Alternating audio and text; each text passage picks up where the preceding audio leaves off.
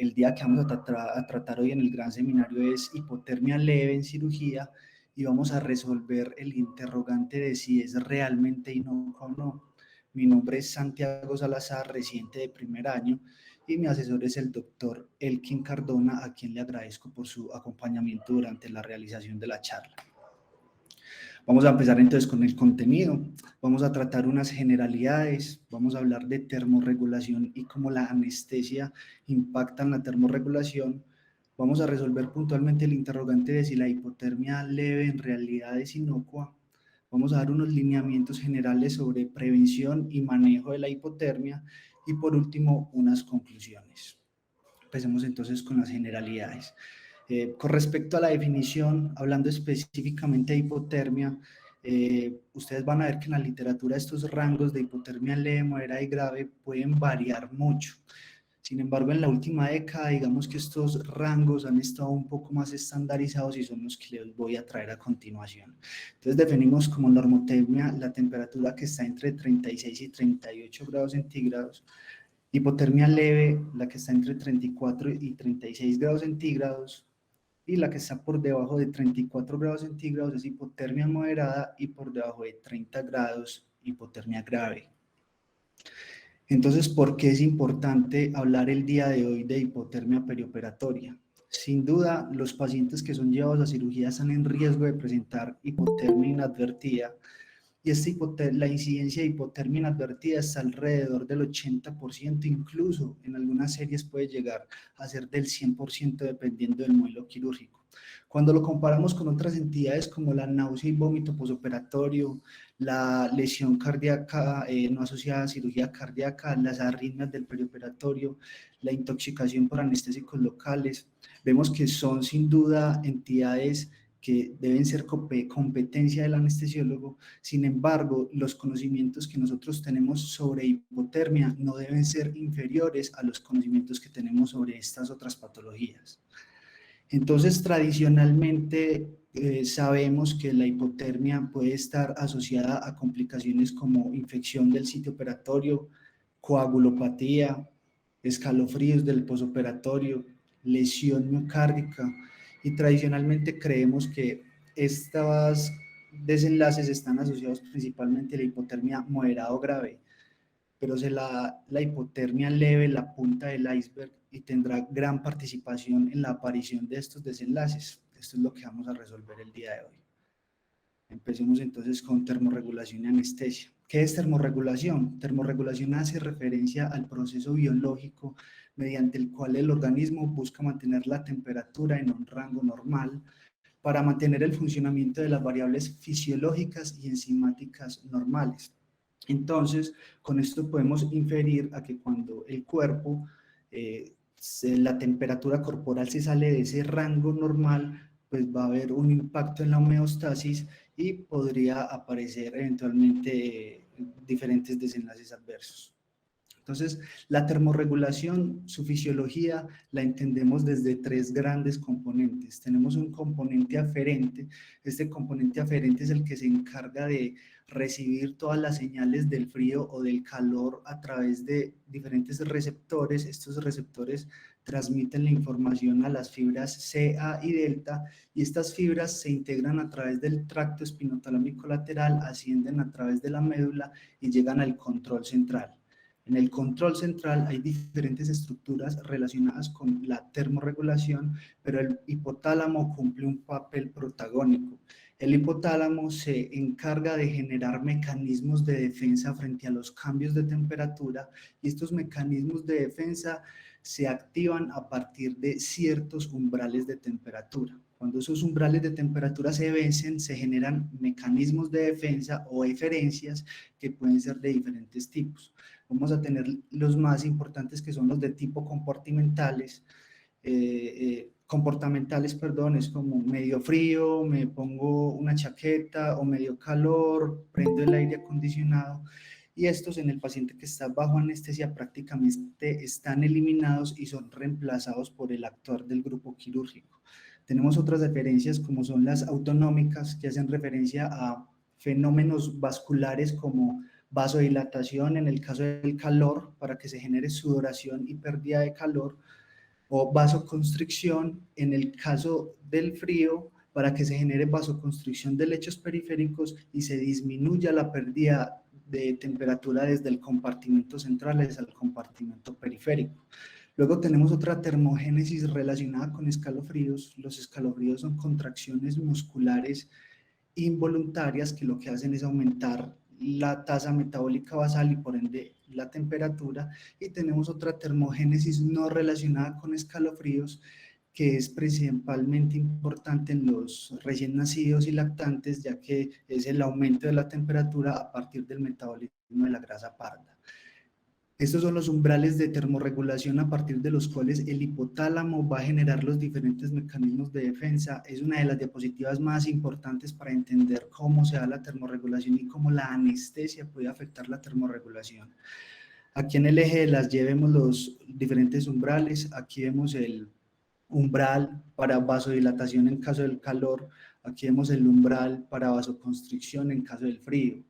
Es muy importante ver que la diferencia entre el umbral de vasodilatación y vasoconstricción está escasamente distante por décimas de grados centígrados, y esto es lo que se llama el rango interumbral. El rango interumbral hace referencia a ese intervalo dentro del cual el hipotálamo o el cuerpo no va a generar ningún mecanismo de defensa frente a los cambios de temperatura. Y es muy importante porque, como vamos a ver en la diapositiva siguiente, este rango interumbral está ampliado en los pacientes que están bajo anestesia. Acá tenemos otro umbral importante, que es el umbral de escalofríos, y ya con esto podemos discernir que un paciente que presenta escalofríos ya tiene una temperatura corporal por debajo de 36 y por ende ya está mínimo en hipotermia leve. En esta imagen a la izquierda de ustedes vemos el paciente que está despierto previo a la inducción, y aquí tenemos ya el paciente que está bajo anestesia. Acá en el paciente despierto nos vamos a centrar en el rango interumbral y vemos que ese rango interumbral es muy estrecho en el paciente que está despierto, pero una vez entra a anestesia, ya sea general o neuroaxial, ese rango interumbral se aumenta considerablemente a expensas del umbral de vasoconstricción, lo cual lo hace particularmente más susceptible a sufrir de hipotermia. De igual forma, como baja el umbral de vasoconstricción, baja el umbral de escalofríos, y con esto podemos concluir que un paciente que presente escalofríos inmediatamente después de despertar de la anestesia o mientras está bajo la técnica neuroaxial, muy probablemente presenta una hipotermia más allá que leve.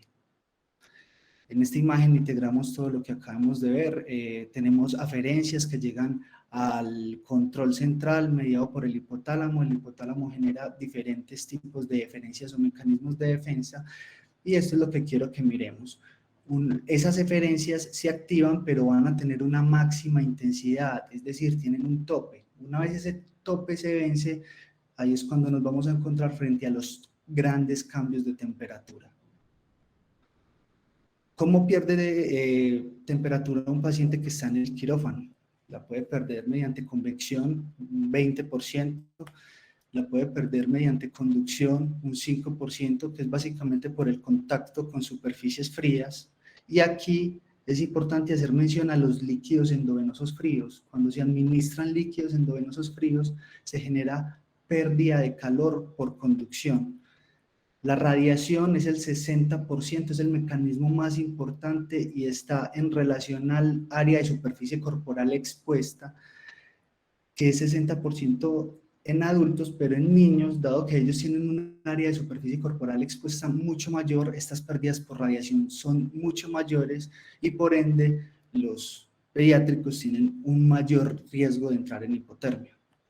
El otro mecanismo es evaporación, que puede ser del 15% y puede variar dependiendo del modelo quirúrgico. No es lo mismo una cirugía abdomen abierto que una cirugía ortopédica. También podemos ver la termorregulación, cómo se afecta dependiendo del estadio del paciente que va a ser llevado a cirugía, desde el preoperatorio, intraoperatorio y posoperatorio.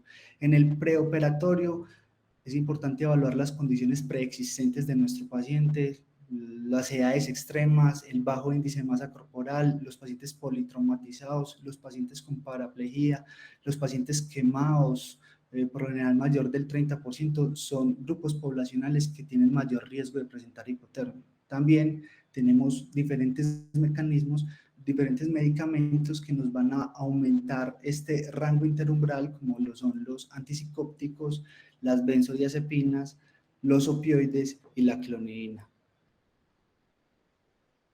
En el intraoperatorio vamos a tener condiciones propias del paciente, como lo acabo de mencionar, condiciones propias de la cirugía, dependiendo del modelo quirúrgico, del tiempo de la cirugía, del ambiente o de la temperatura del quirófano, y en la que nos vamos a centrar hoy, que es la anestesia. Dependiendo de la técnica anestésica que utilicemos, vamos a tener un impacto o no en la termorregulación. La excepción a la regla sería la anestesia regional de bloqueos de extremidades. Esta tiene casi ningún impacto sobre la termorregulación, a diferencia de la anestesia general y anestesia neuroaxial. En esta imagen vemos a la izquierda un paciente previo a la inducción. Este paciente que está previo a la inducción tiene sus mecanismos de defensa intactos, tiene vasoconstricción en los lechos periféricos, lo que evita que la temperatura se vaya en contra de su gradiente. Una vez el paciente entra bajo anestesia general, pierde los mecanismos de defensa de vasoconstricción y la temperatura central se va de mayor a menor y se pierde hacia la periferia.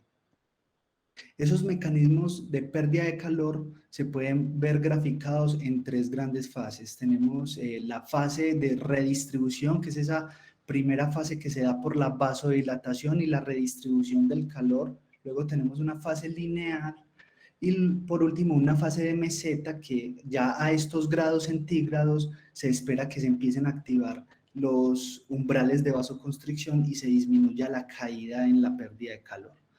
Con respecto a la anestesia neuroaxial, esta bloquea los tres componentes de la termogénesis, tanto la aferencia, el centro regulador y las eferencias, y su impacto en la termorregulación va a depender del número de dermatomas bloqueados, como se ve en esta imagen. Aquí en el eje de las Y vemos el umbral para que se genere escalofríos, y en el de las X vemos el número de dermatomas bloqueados, y vemos que a mayor número de dermatomas bloqueados, mayor va a ser el impacto en la termorregulación, dado que se amplía más ese rango interumbral. La anestesia neuroaxial, a comparación de la anestesia general, es la que menor impacto genera en la termorregulación, genera una menor pérdida de calor. La anestesia general sí genera una mayor pérdida de calor en esas fases, y cuando utilizamos técnicas combinadas como la anestesia general y la anestesia epidural, van a tener un efecto que es aditivo. Ahora vamos a resolver puntualmente si entonces la hipotermia leve es inocuo o no. Aquí en esta imagen vemos una ilustración de 1812, cuando Napoleón en la Guerra Fría se dirigía a invadir a Rusia. Fue atacado por el invierno y muchos de sus soldados murieron por hipotermia y tuvo que detener la invasión. Este artículo fue publicado en 1997 por Daniel Sessler. Él fue la primera persona que escribió específicamente sobre hipotermia leve, y fue desde entonces cuando los estándares de manejo en anestesia empezaron a incluir el control y el manejo de la temperatura. Fue Daniel Sessler el primero que describió las fases que les mostré de pérdida de calor en el paciente bajo anestesia. También fue el primero que describió cómo se aumentaban los rangos interumbrales asociados a los diferentes anestésicos, pero digamos que la publicación más importante que hizo en este artículo fue que reunió una serie de estudios prospectivos que evaluaban los efectos de la hipotermia leve en cirugía para los pacientes. ¿Qué encontró? Encontró que aumentaba la duración de la estancia hospitalaria, aumentaba el riesgo de infección del sitio operatorio, aumentaba el riesgo de sangrado, de eventos cardiovasculares, incluidas taquicardias ventriculares, aumenta la duración de los relajantes musculares como becuronio y atracurio, mayor incidencia de escalofríos posoperatorios, la duración y la recuperación en la posanestesia era más lenta y generaba disconfort térmico que no es para nada despreciable. Ya vamos a ir revisando cada uno de estos efectos con más detalle. Empecemos entonces con la coagulopatía. La hipotermia genera cambios fisiológicos y enzimáticos que son reversibles con respecto a la coagulopatía. Genera inhibición de la agregación plaquetaria, inhibe enzimas encargadas de la cascada de la coagulación y disminuye la producción de fibrinógeno.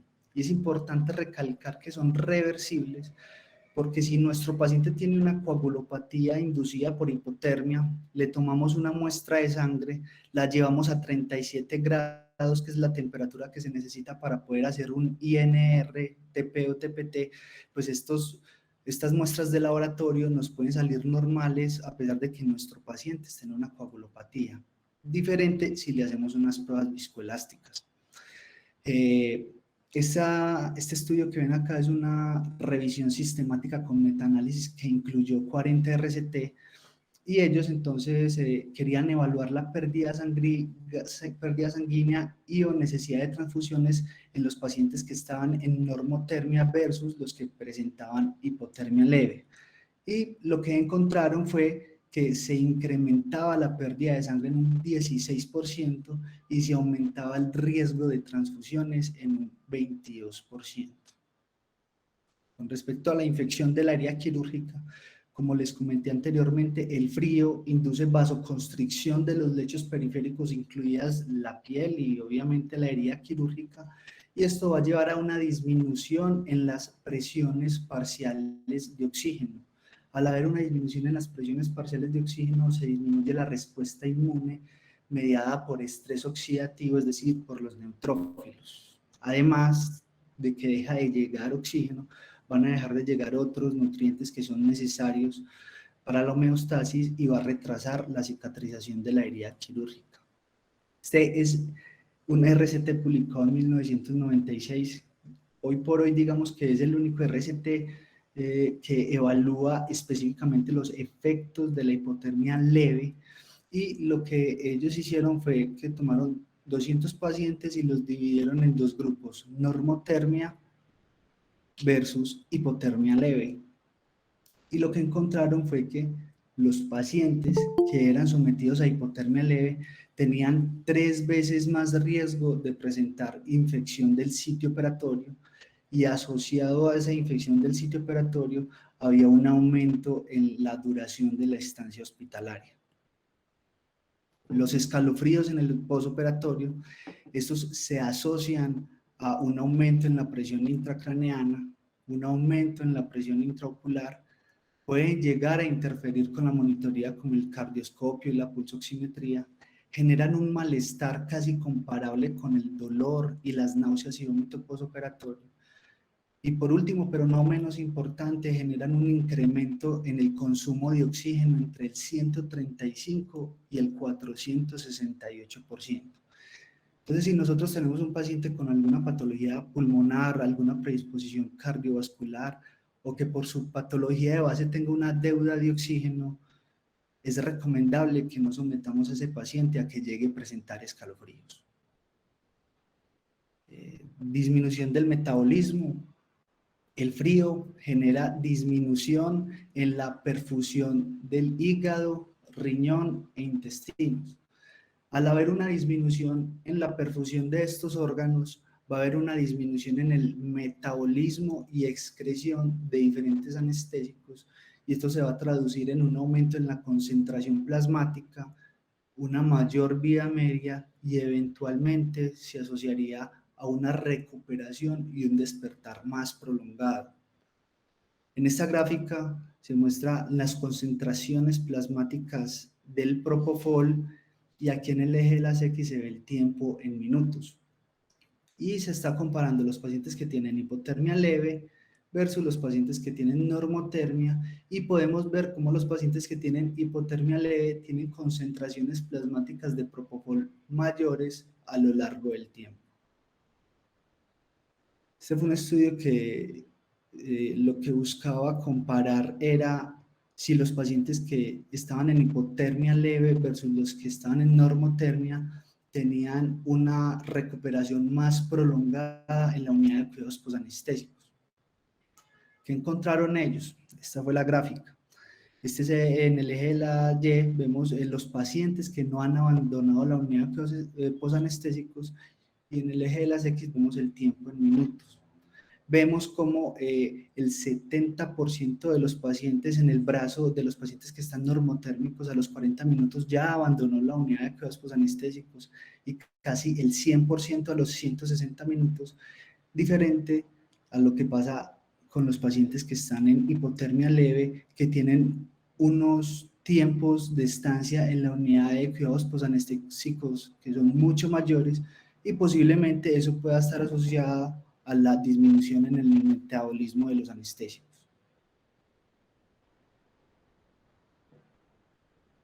Con respecto a los desenlaces cardiovasculares, como vamos a ver más adelante, la evidencia puede ser un poco más controvertida. La hipotermia entonces genera estimulación simpática con liberación de catecolaminas, principalmente norepinefrina, que puede llegar hasta un aumento en el 700% por cada disminución en 1 grado centígrado, y esto se va a ver relacionado con un aumento en la frecuencia cardíaca y en la presión arterial. Va a haber un aumento en la tasa metabólica y en el consumo de oxígeno miocárdico, y eso podría llevar a lesión miocárdica y arritmias. Este fue el primer RCT que quería evaluar si los pacientes con normotermia tenían una reducción en la aparición de eventos cardiovasculares. Fue un RCT que incluyó 300 pacientes con al menos un factor de riesgo cardiovascular, y comparaban normotermia versus hipotermia, y su desenlace primario eran eventos cardiovasculares como paro cardíaco no fatal, angina inestable o lesión miocárdica. Y ellos encontraron que los pacientes que estaban en hipotermia leve tenían hasta 3 veces más riesgo de presentar eventos cardiovasculares, y con respecto a taquicardia ventricular también tenían casi 3 veces más riesgo de presentar taquicardia ventricular. Una de las grandes críticas que se le hace a este estudio es que ellos evaluaron la incidencia de lesión miocárdica con el marcador de CPK-MB, que hoy por hoy sabemos que es muy mal predictor de lesión miocárdica. Este estudio, un poco más reciente, del 2019, publicado en JAMA, fue un RCT que incluía 70 pacientes que iban a ser llevados a cirugía de resección de cáncer de esófago, y quería evaluar en su desenlace primario la aparición de lesión miocárdica medida con troponina I y troponina de alta sensibilidad. ¿Qué encontraron ellos? Que los pacientes que presentaban hipotermia leve tenían un riesgo mayor de presentar lesión miocárdica comparado con el grupo que estaba en normotermia. Y el desenlace secundario evaluaron la aparición de arritmias severas como taquicardia ventricular, fibrilación auricular y taquicardia supraventricular, y encontraron que en el grupo que tenía hipotermia leve tenía 10 veces más riesgo de presentar arritmias.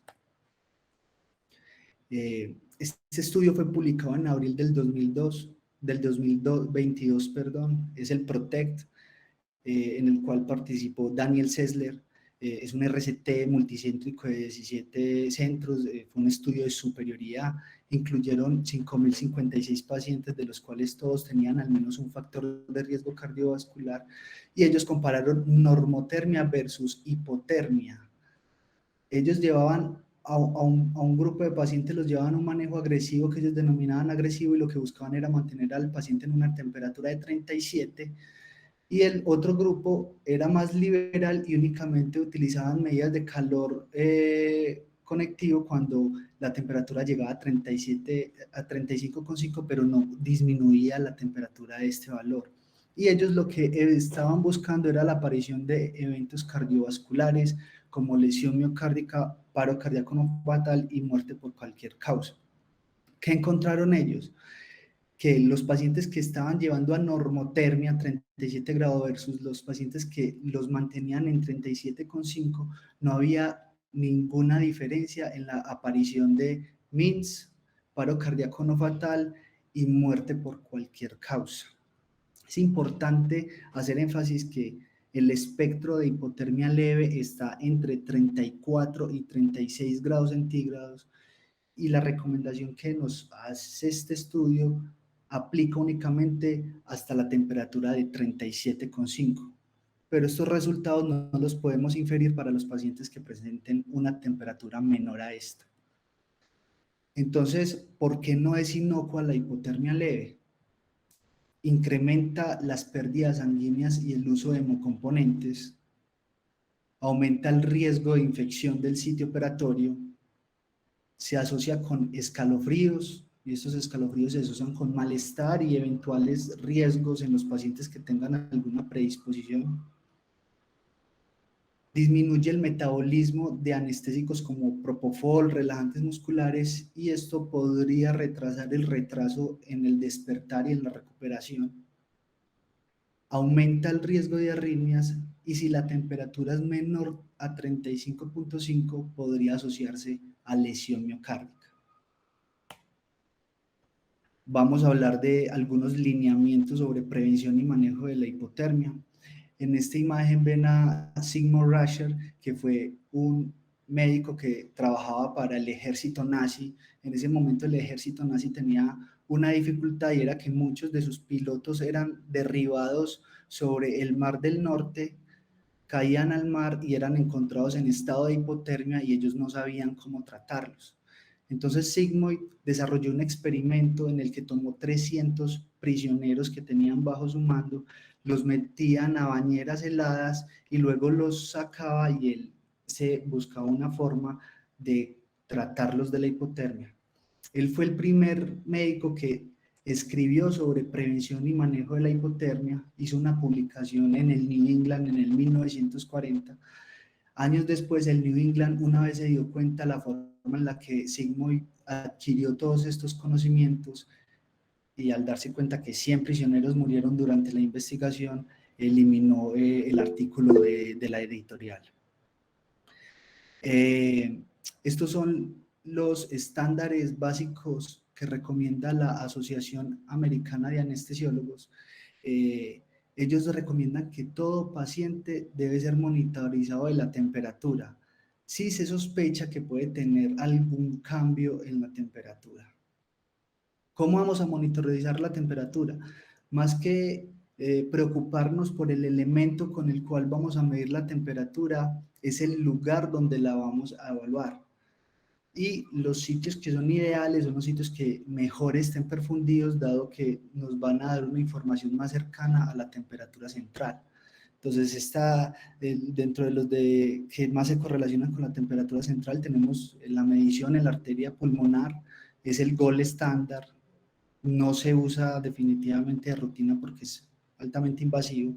Y digamos que los que más utilizamos en la práctica son la medición de la temperatura en el tercio distal del esófago o en la nasofaringe. Y estos son altamente confiables dado que se asocian pues tienen una buena correlación ante cambios bruscos de temperatura. Luego tenemos los intermedios que si bien son precisos y se correlacionan con la temperatura central, ante cambios bruscos de la temperatura pueden generar un retraso en la información. Y la piel, definitivamente, nosotros no debemos medir la temperatura en la piel en el paciente en cirugía, dado que no se correlaciona con la temperatura central, dado que hace parte del compartimento periférico. Entonces, ¿qué pacientes son candidatos para realizar prevención y manejo activo de la hipotermia? Las guías NICE nos hacen una recomendación de utilizar una checklist para ver qué pacientes se benefician de realizar prevención y manejo activo de la hipotermia. Ellos nos dicen, mire, si su paciente tiene 2 o más factores de riesgo, inicie el protocolo de prevención y manejo activo de la hipotermia. Sin embargo, las diferentes guías, asociaciones y literatura a nivel mundial recomiendan que cualquier paciente que vaya a ser llevado a un procedimiento mayor de 30 minutos, que necesite anestesia general o neuroaxial, debe recibir prevención y manejo de la hipotermia, dado que este protocolo es muy económico, es seguro, es casi inocuo para el paciente y puede ser altamente costo efectivo si podemos evitar cualquiera de los desenlaces que les mencioné anteriormente. Y además, esas listas de chequeo que recomiendan las guías NICE no están validadas en la actualidad. A la hora de hacer prevención y manejo de la hipotermia, también nos vamos a enfocar en los 3 diferentes estados del paciente que es llevado a cirugía. En el estado preoperatorio, perdón, acá hay un error, hay que informar al paciente sobre el riesgo de hipotermia y la necesidad de que se mantenga caliente. Hay que medir la temperatura corporal al menos 1 hora antes de entrar al quirófano y asegurarnos que está por encima de 36 grados centígrados. Y la tercera recomendación, que es la más importante, es precalentar al paciente por lo menos 30 minutos utilizando calentamiento activo, es decir, calentador de aire forzado, conocido en nuestro medio como el Arturito. Y sabemos que es muy difícil o en ocasiones casi imposible realizar un precalentamiento de 30 minutos antes de que el paciente entre a cirugía, pero digamos que el mensaje grande es que una vez el paciente entre a la sala de cirugía, cuando le conectamos todos los equipos para la monitorización, de manera conjunta iniciamos las medidas de calentamiento. ¿Y por qué es importante precalentar al paciente? Porque si precalentamos el paciente, hacemos que la temperatura de la piel aumente y se equilibre con la temperatura central. Entonces, una vez el paciente se le inicia la inducción anestésica, vamos a ver que esa primera fase de redistribución que se da por la pérdida de temperatura y la redistribución de la temperatura hacia la piel, esa fase de redistribución prácticamente se pierde en el paciente que está precalentado. Diferente en el paciente que no está precalentado, esa fase de redistribución, que es en la cual se pierde más temperatura, es significativamente más inclinada. En el intraoperatorio, entonces, continúa el calentamiento activo durante la cirugía. La temperatura del quirófano debería estar al menos a 21 grados en adultos y a 26 grados o 24 en recién nacidos y lactantes. Esta recomendación que hacen las guías es durante la inducción. Sin embargo, sabemos que hoy es difícil hacerlo en nuestro medio, dado que los aires acondicionados son centrales. Sin embargo, esta es una recomendación que hace la guía. Mida la temperatura continuamente o intermitentemente cada 15 minutos y use líquidos precalentados cuando vaya a usar grandes cantidades de volumen. Es importante precalentar los líquidos, más que porque los líquidos nos ayuden a aumentar la temperatura corporal, es porque van a disminuir la pérdida de calor por conducción. ¿Y qué son grandes cantidades de líquido? Se describe como mayor de 1 litro hora o utilizar por lo menos una unidad de glóbulos rojos. En el posoperatorio, entonces, mida la temperatura al llegar a la unidad de cuidados posanestésicos. Continúa el calentamiento activo si la temperatura es menor de 37 grados centígrados y no de egreso de la unidad de cuidados posanestésicos hasta que la temperatura sea mayor de 36 grados centígrados. Entonces, con las conclusiones. Ya sabemos que tanto la anestesia general como neuroaxial alteran la termorregulación. La hipotermia leve no es inocua y se puede asociar a diferentes desenlaces como aumento del sangrado y transfusiones, infección del sitio operatorio, escalofríos del posoperatorio, disminución en el metabolismo de anestésicos con retardo en el despertar y recuperación, arritmias y lesión miocárdica. Más importante que el método con el cual vamos a tomar la temperatura es el sitio donde la vamos a tomar. Los pacientes que son llevados a cirugía mayor de 30 minutos bajo anestesia general y o neuroaxial deben recibir prevención y manejo de la hipotermia. Dentro de lo posible, siempre precalentar a mi paciente y a los líquidos a infundir, especialmente si son grandes cantidades de volumen. Muchas gracias por la asistencia. Dejamos ya el espacio abierto para la intervención de quienes lo deseen. Adelante, Había doctor. levantado la mano. Sí, señor. Muchas gracias, Santiago, por la charla, muy buena revisión. El tema, sobre todo, de algo que de pronto no lo miramos mucho, que es la parte de la hipotermia leve, ¿sí? No la hipotermia grande, como ya muchas veces se ha revisado, en donde ya sabemos el gran impacto, sino esa hipotermia que muchas veces nosotros consideramos que puede ser tolerante o hasta inclusive irrelevante para tener que monitorizar, que esa es uno de los primeros llamados de atención. La monitoría intraoperatoria es un signo vital y se debe registrar y se debe monitorizar independientemente del tipo de cirugía, el tiempo de cirugía, por las consideraciones que usted ya mostró. Entonces, eso casi que es una invitación a que todos nosotros hagamos monitoría de la temperatura de manera regular, no cuando hay cirugía grande, cuando haya cirugía mayor, y pedir que nuestros monitores, que muchos o casi todos lo tienen, tengan con qué hacer un adecuado sensor, tener un buen sensor de temperatura central, como usted lo mencionó. La otra parte que de pronto me gustaría discutir más allá de los efectos, porque ya lo explicaste muy claro, es las medidas de prevención. Yo creo que de pronto en lo que dijiste, de pronto no fue el core tuyo de tu charla hablar de las medidas de manejo, por lo que lo vimos, pero lo que veo es que pronto se quedan muy cortas a la hora de manejar este tipo de entidad. ¿Por qué lo digo? Porque lastimosamente, esta es una de las, cuando vemos monitoría regular, nos damos cuenta de eso, que es uno de los efectos más comunes en la anestesia. O sea, llegar a hipotermia leve es muy común, ¿sí? Aun cuando usted implemente todas las medidas que usted mencionó. Y creo que pronto te quedaron faltando algunas. Por ejemplo, el uso del calentamiento activo, no sino intraoperatorio. ¿Cómo hacerlo? Que vemos mucho en la práctica regular, que muchos anestesiólogos hacen calentamiento colocando, y eso es lo que he visto en la mayoría de los procedimientos, colocan un calentamiento debajo de sábanas.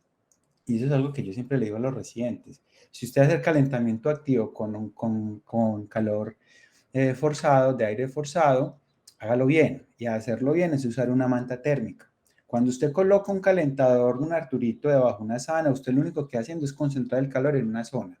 Y usualmente es en las rodillas, que es donde colocan el Arturito. El resto del cuerpo queda sin recibir el calor. Entonces, la posibilidad no solamente de que usted no caliente adecuadamente, sino que genere daño, porque puede recalentar esta zona y ustedes lo han visto, cirugías de más de 2-3 horas con un Arturito ahí en las rodillas, muchas veces lo que genera es un enrojecimiento importante e inclusive ya se ha reportado quemados y un paciente completamente hipotérmico, es decir, no se hace nada. Entonces, si se va a usar un calentador de este tipo, uso de mantas térmicas. Las mantas térmicas son muy baratas. Cada manta térmica de las que usamos en cirugías vale 2.000 pesos, ¿sí? Es decir, es una manta para cada paciente. Entonces, debemos ser un poco más conscientes a la hora de usar este tipo de técnicas. Y aún con ese tipo de sistemas, llegar a obtener pacientes con hipotermia leve sigue siendo muy común, sobre todo en pacientes menores, niños, cirugías de más de 2 horas, cirugías abdominales torácicas, en donde el área de pérdida de calor es mucho mayor. Ahí es donde de pronto, y aquí es donde yo quería resaltar más esta intervención, creo que pronto, a la larga, inclusive más temprano que la tarde, nos va a tocar empezar a usar dispositivos que nos permitan generar un mayor control, como calentamiento en línea de líquidos, no el calentamiento en microondas como se hace de manera regular, sino calentamiento con el paso del líquido directamente a la vena, calentamiento del aire inspirado, que esos son dispositivos que son muy económicos, que se usan en casi todas las partes del mundo y que permiten un adecuado calentamiento. El calentamiento de la cama no con aire, sino con agua, como se hace en cirugía cardio, que es mucho más eficiente que el aire forzado. Entonces, ese tipo de técnicas, dispositivas que de nuevo no son tan costosos, creo que sí pueden impactar un poco en este tipo de desenlaces, porque repito, si ustedes van a cirugía en ese momento y empiezan a hacer monitoría en toda esta jornada, se van a dar cuenta que llegar a temperaturas de 35,5, 36 es extremadamente, yo creo que es la regla, más que la excepción, ¿sí? Y si nos atenemos a lo que está diciendo Santiago en cuanto a resultados de desenlaces, puede que este tipo de técnicas sí puedan impactar un poco más allá de lo que estamos haciendo actualmente. De nuevo, pues muchas gracias por la charla, Santiago. Gracias, profe, por su intervención.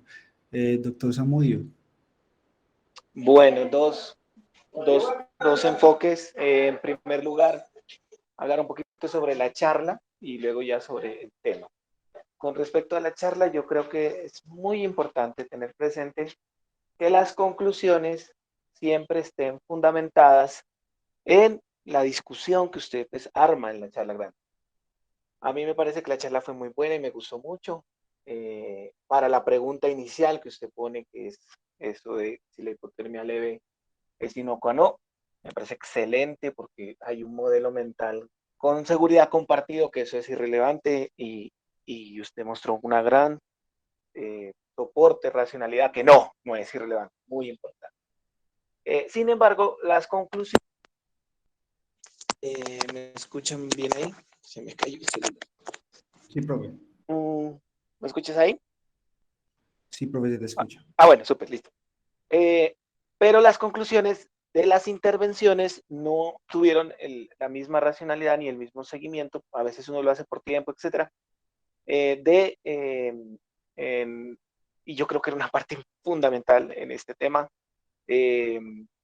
porque mostró usted la importancia del problema y quiere proponer estrategias para disminuirlo, que fue las estrategias de prevención y tratamiento. Yo creo que ahí sí faltó soporte en la presentación, pues por lo menos en mi visión pues, del asunto, siendo la charla muy buena, pues es como un tema sí creo que es de fondo, no es de forma, que las conclusiones siempre estén fundamentadas en los soportes, la racionalidad que pone, que la hace absolutamente adecuada para el tema de la importancia de la hipotermia leve, y que me parece que falta un poquito en el tema de las intervenciones. Porque ahí también pues hay por ejemplo, o sea, realmente en los ensayos que usted mostró no es que fue hipotermia versus no hipotermia, fue estrategias adicionales versus las estándar, por ejemplo, en uno de los últimos ensayos. Y eso es diferente, no es la misma racionalidad que con respecto a la prevención. Eso por primer tema. Por segundo tema, con respecto a la monitoría intraoperatoria, en este caso de la temperatura, o sea, estás completamente fundamentada desde hace muchos años, desde hace décadas. Yo pues que tengo la oportunidad como de ver la práctica así, no, a pesar de las herramientas, porque uno lo primero que dice es, no hay herramientas, no hay monitores, no tenemos termómetros esofágicos, etcétera.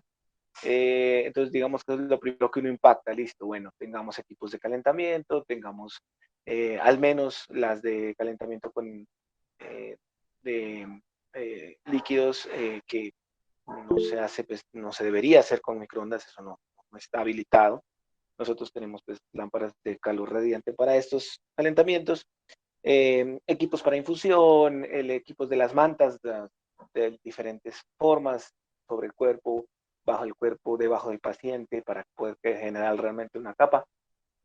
Termómetros esofágicos, bueno, hicimos en estos 5 años un gran esfuerzo por conseguir los equipos y llegaron y no se usan. Sí se usan, pero no es un tema rutinario como claramente está mostrado en su presentación. Eso es lo que a mí me hace llevar a la reflexión. A veces uno tristemente considera algunas cosas irrelevantes y no las hace, y el seguimiento no es las 6 primeras horas sin de la recuperación, que es uno lo que alcanza a ver, sino que esos desenlaces, de hecho, muchos no los vemos. Muchos de esos desenlaces del intraoperatorio se superponen a lo que dicen la historia natural de la enfermedad. Sí, era una cirugía abdominal mayor, esperaba que pasara eso, pero tal vez hay cosas en el intraoperatorio que se pueden optimizar, y no es solo el tema de tener los equipos, eso es una parte importante, pero también es, yo no sé, como esa necesidad o impulso o esa motivación que tengan los profesionales para dar una anestesia de calidad. También tuvimos unos problemas con respecto al aire, quirófanos muy fríos, bueno, eso ha sido una discusión, de hecho, con el mismo equipo quirúrgico, que las lámparas los incomodan y la percepción de calor es diferente para la persona que está operando, al paciente, a los que estamos afuera, y hay una diferenciación. Entonces, el el que está adentro siempre pide el quirófano más frío y los de afuera siempre lo pedimos más caliente. Eso también ha sido una discusión ahí. Yo creo que sobre los 21 grados sería ideal mantener esos quirófanos. No es tan fácil tampoco. Esa pues con respecto a los aportes. Bueno, un tercero para finalizar, me disculpo lo largo pues de la intervención. Recientemente estamos terminando el análisis de un estudio de satisfacción cuantitativo en el servicio. La primera causa de insatisfacción fue el dolor y la segunda fue la incomodidad por frío en recuperación. Yo creo que sí es un tema que con seguridad en nuestro medio está sucediendo, que simplemente uno lo... Es tan común que uno dice normal, sí, eso es normal por la anestesia. Y eso pues no debería ser pues como el modelo mental que tengamos como comunidad académica. Gracias, Santiago. Gracias, doctor Samudio, por su intervención. Doctora Susana Osorno tiene la palabra. Sí, muy buenos días para todos. Buenos días, Santiago. Te felicito por la charla. Yo la felicito por varias razones. Una, porque te tomaste el suficiente tiempo de entender, de darnos a entender a todos la fisiología del control térmico en un intraoperatorio. ¿Qué significa eso? Pues, o aún así, aunque no esté en el intraoperatorio, cuando entendemos qué pasa, qué se afecta, pues es más fácil para nosotros entrar a buscar las posibles medidas de prevención e intervención terapéutica cuando se presenta. Entonces, gracias por ese espacio que te tomaste, te felicito. El estilo de exposición que tienes es un estilo que permite que el asistente a tu charla se concentre, haces un muy buen cambio de voz, de tonos, entonces eres muy buen expositor, yo te felicito eso. Hay talentos que se tienen para exponer y los que no se tienen. A veces tratamos de que ustedes mejoren o que todos nosotros mejoremos en ese talento porque todos tenemos una labor docente a lo largo de toda nuestra vida profesional como médicos y como anestesiólogos, ¿cierto? Ya sean pequeños escenarios o en grandes escenarios. Entonces mejorar esto es muy importante, pero también es importante retroalimentarles positivamente cuando tienen ese talento. Expones muy bien, la exposición fue muy clara. Tu intención de la charla era más hablar de los efectos, aunque todos siempre esperamos que nos digan qué hacer, pues la intención de tu charla era enfocada en otro tema. Entonces yo no tengo más que felicitarte la charla. Hay un problema muy grande en la educación médica, yo siempre enfoco esto, y es que nuestro, nuestro paradigma de enseñanza no se enfoca, a pesar de que los discursos lo digan, en la prevención. Y asimismo se ve ese efecto cuando somos especialistas o cuando son supraespecialistas, etcétera. Es decir, nos enfocamos en atender cuando ya está la enfermedad, cuando ya está el síntoma, cuando ya está el signo. Entonces, por eso, aunque tengamos las herramientas, que era un problema muy grande que plantea Mario, que es que aunque las tenemos, por ejemplo, en la IPS universitaria, que tenemos todo para hacer prevención de hipotermia o para tratarla en el intraoperatorio, solo las utilizamos cuando el paciente ya está hipotérmico o cuando la cirugía es claramente mayor, con evidente pérdida de calor, ¿cierto? Entonces eso hace parte del modelo de nosotros de enseñanza, donde solamente nos estamos enfocando mucho en la intervención cuando ya está el problema y no cómo podemos prevenirlo. Cuando tú nos enseñas qué es lo que pasa, si no lo hacemos, pues entonces eso de alguna manera cambia el switch del pensamiento para empezar a decir, fue pucha, no es solo importante cuando ya se presenta porque ahí ya es más difícil, ¿cierto? Entonces yo sí te felicito la charla, a mí me encantó. Muchas gracias. Muchas gracias, doctora Susana. Doctor Héctor Darío tiene la palabra. Hola Santiago y Elkin, pues no, también me uno a la felicitación, me gustó la charla como la expusiste y en especial me gustó la búsqueda y el apoyo de las referencias que dieron, digamos, respuesta a un interrogante que te planteaste y yo creo que el interrogante era interesante. Me gusta además que este tipo de temas en que nos invitan los anestesiólogos a hacer, digamos, un trabajo más riguroso, más estricto en el intraoperatorio incluso cuando pensamos que tenemos, digamos, al frente un caso, entre comillas, rutinario, pues resulta que lo que hacemos puede impactar decididamente al paciente en desenlaces que son muy difíciles de medir en el inmediato. O sea, muy posiblemente cosas que estamos haciendo desde el intraoperatorio impacten decididamente la evolución mediata y larga de un paciente. Desenlaces tan importantes como la recuperación de procesos infecciosos, cicatrizales, costos que son tan importantes cada vez más en la atención en salud, pues hacen que un trabajo, digamos, más riguroso, más cercano y más metódico de un anestesiólogo puede hacer que las cosas vayan mejor. Y este tipo de charlas y de temas cuando se revisan a profundidad, por eso me gustan, que es una invitación a que el trabajo de nosotros se deba alejar como de la inercia de hacer como digamos un trabajo que puede convertirse hasta a veces en una rutina pesada y resulta que no, que las cosas se deben hacer de manera rigurosa y eso impacta que los pacientes puedan ir hacia mejor. Y en especial cuando, digamos, el costo-beneficio implica un costo mínimo casi que irrisorio en cuanto a los paquetes y los cobros que se le pueden hacer en un paquete quirúrgico a un paciente.